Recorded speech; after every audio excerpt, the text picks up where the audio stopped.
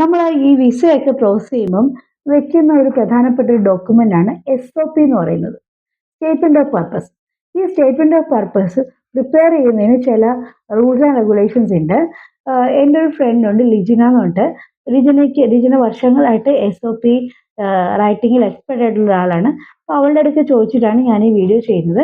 SOP എഴുതുമ്പോഴത്തേക്കും ഒന്നാമത് നമ്മൾ ഇപ്പോൾ പാലിക്കേണ്ട ഒരു കാര്യം എന്ന് പറയുന്നത് ഹ്യൂമനൈസ്ഡ് കണ്ടന്റ് ആയിരിക്കണം. അതായത് നമ്മൾ AI ഒക്കെ സഹായത്തോട് കൂടിയിട്ട് കോപ്പി അടിച്ചിട്ടുള്ള കണ്ടന്റ് കൊടുത്തു കഴിഞ്ഞാൽ അപ്പം തന്നെ അത് റിജക്റ്റ് ആവും. ഓക്കെ. പിന്നെ SOP എന്ന് പറയുന്നത് നമ്മുടെ ഓൺ സ്റ്റോറി ആയിരിക്കണം. അല്ലാതെ വല്ലവരുടെയും സ്റ്റോറി ആയിരിക്കാൻ പാടില്ല.